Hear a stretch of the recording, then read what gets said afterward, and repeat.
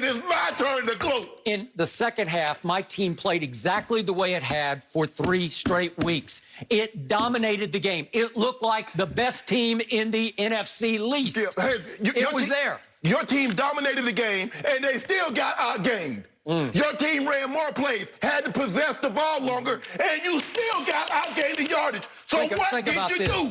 46 plays to 23 plays in the second half, and my fool of a head coach just stands over there with his hands in his pocket and doesn't challenge a play that turns the whole game around. Plays don't win you game. Points win you game. How many points did you score? Did you have more than 24? All right, now let's go back to the flashpoint of the first half.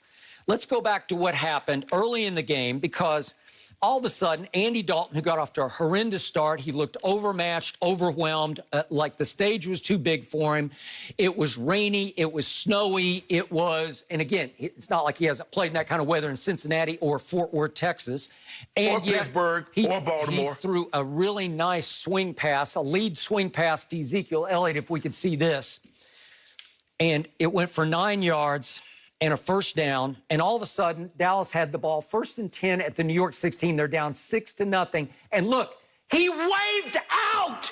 He did it again. He hurt. This is the highest paid running back in pro football. Sweet swing pass, got him in the flat, got on the edge.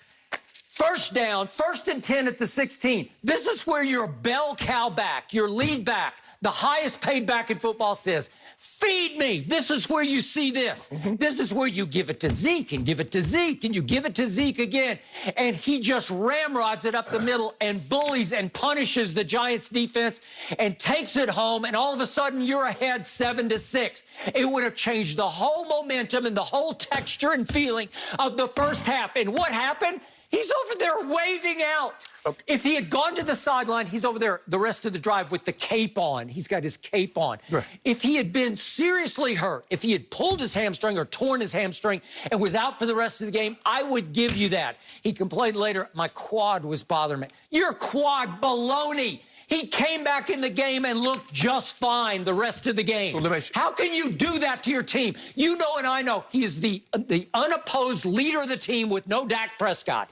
They all say, he's our leader. We look to him for wisdom and advice and for him to set the tone. And he waves out of the game. Are you kidding me? If you'd been on that team, you would have said, okay, that's enough. We're out. But let me ask you a question.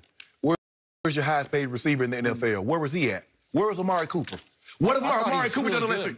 Skip! He caught a ball that almost scored. Hold on, time out. Amari Cooper had 9 targets, 6 catches, 41 yards, 13 yards for a long. He averaged 6.8 yards, less than 7. And you talking about he was good, making $20 million a year? Yeah, I thought he was actually pretty good for the road. He was terrible on the road. That explains why your team is terrible. Because as bad as their big dollar guys play, you still think they play good. What about my running back? That's all that matters. Exactly. He's the highest paid running back in pro football. Amari Cooper is the highest paid receiver. Ooh. He makes $20 million a year.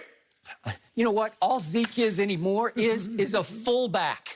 He can get 1 yard when there's no hole, but he can't get 8 or 9 yards when there's half a hole. That's the problem. Can I ask you a question? And in spite of all that, in spite of Ezekiel Elliott quitting, shutting it down on them in the first half, in spite of a defensive coordinator who was a disaster this year, in spite of a head coach who stands over there like a bullfrog on a lily pad, in spite of all that, my team played a tremendous second half. Dominated the game and should have won the game 22-20. Hold on. The very thing that you criticized Jason Garrett for the last 3 years, his team does not come out with any emotion. They do nothing in the first half, and all you do is come hype and talk about the second half. Okay, they dominated the second half, but still got outgained, Skip. How is that possible? Well, because of the first half, obviously. Okay, then. And would you believe that the new Packers head coach Matt LaFleur, would you believe he challenged the opening kickoff yesterday at Chicago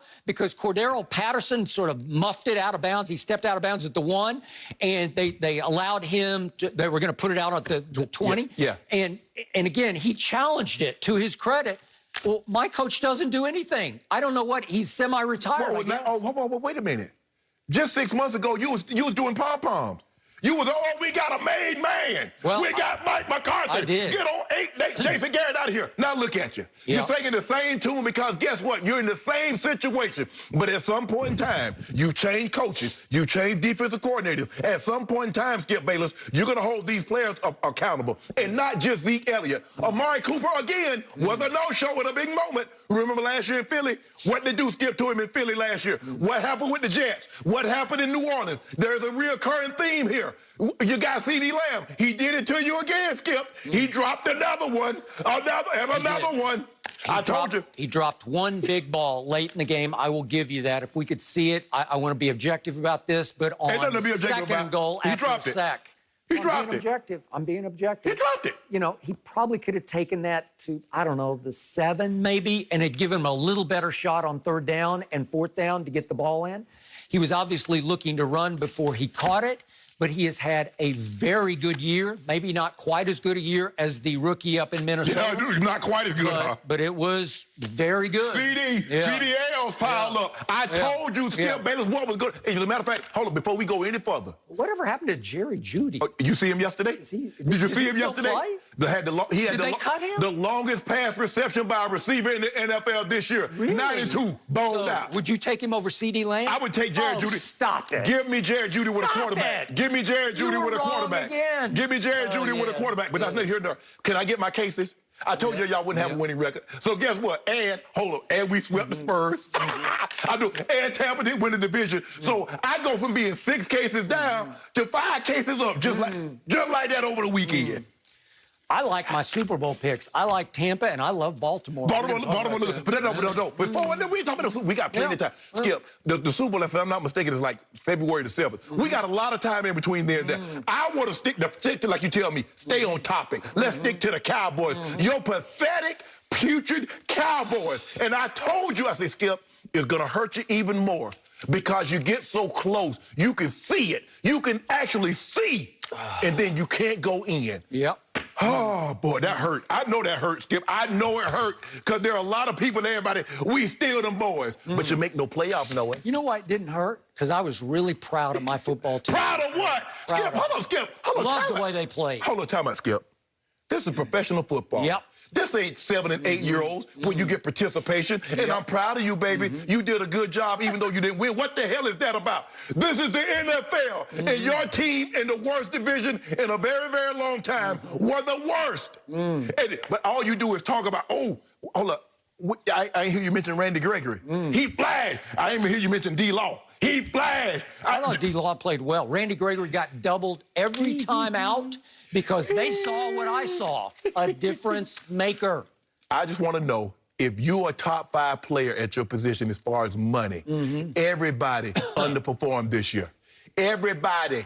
That's why you're 6 and 10. That's why you're picking what in the top 10. You're in the top 10 picking, right, Skip?